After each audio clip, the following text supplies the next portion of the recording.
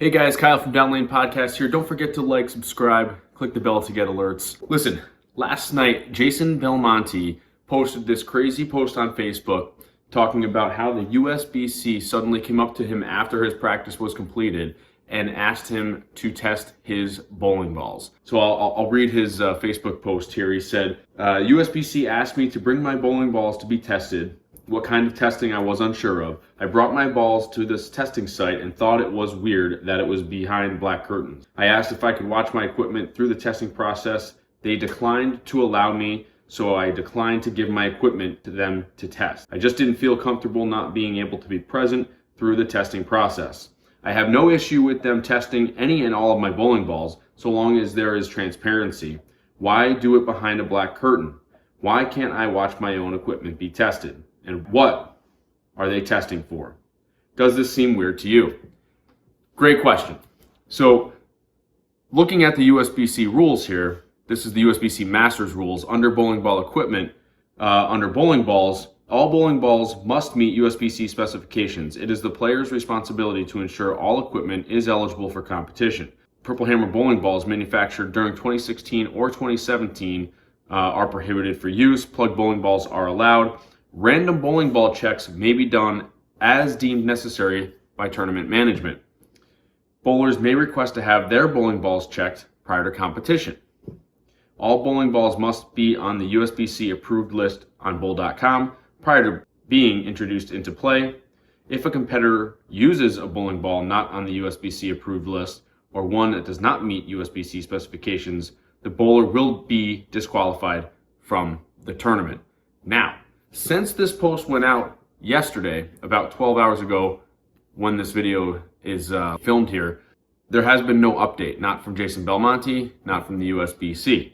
So we don't know if his equipment has been subsequently tested or if it hasn't been. Has he been disqualified? We don't know. So we're trying to figure out what is going on at the Masters. And we still don't even know what testing they wanted to even do. We have to assume that it's got to be hardness testing with everything that's going on lately, right? So he's a Storm bowler. They've had some issues with their Storm Spectre, as we know. So are they doing hardness testing on site? Could it be a different type of testing? They literally have black curtains set up around this testing site. Moreover, why wouldn't they let him watch the process with his own bowling ball equipment? I think, if I were to hand over my equipment, absolutely, I'd want to see what they're doing to it. How is it going to affect what my bowling balls are going to do for the rest of that tournament? Moving on down the rules here, bowling ball checks may be done as deemed necessary by the tournament director. A competitor is subject to disqualification and forfeiture of all points and prize money earned from the tournament if any bowling ball recorded on the competitor's scoring recap cannot be produced within 30 minutes of being requested by the tournament director, does not meet specifications as stated in Chapter 8 of the USBC playing rules or the USBC equipment specifications and certifications manual, or is knowingly tampered with to no longer meet USBC specifications as stated in the USBC equipment specifications and certifications manual rule 17A-1. So, we just don't know what's going on there. Like I said, there hasn't been an update from either Jason Belmonte or the USBC. We don't know if he's bowling. They just started. We don't know if he's been disqualified. We don't know if they've tested his equipment. Now, another interesting fact is the code of conduct rule that is an interesting aspect here, that he could have also broken another rule by posting to Facebook. So I'll read it to you here.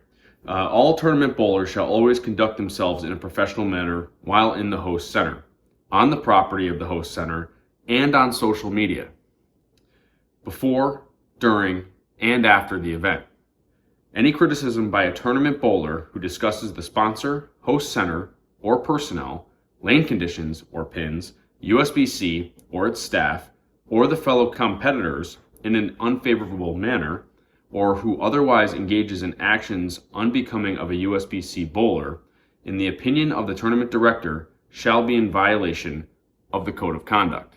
So this is a whole nother can of worms, which is why we may not have heard any update from Jason Belmonte in the last 12 hours as to whether or not his bowling balls have been tested, if they're going to be tested, or if he's even bowling. We have no idea. And he can't even be posting to social media, because if you criticize the USBC or the tournament, you could be fined for your first offense $250, second offense $500, third offense $1,000. In the world of Jason Belmonte, maybe that's not a big deal. For some little guys, that's obviously a lot of money. But it deters you from even talking about what's going on behind these black curtains at the tournament right now. So that's the latest update. Hopefully we'll hear something what's going on at the Masters with Jason Belmonte and the USBC testing bowling balls. But let us know what you guys think. Make some comments here down below.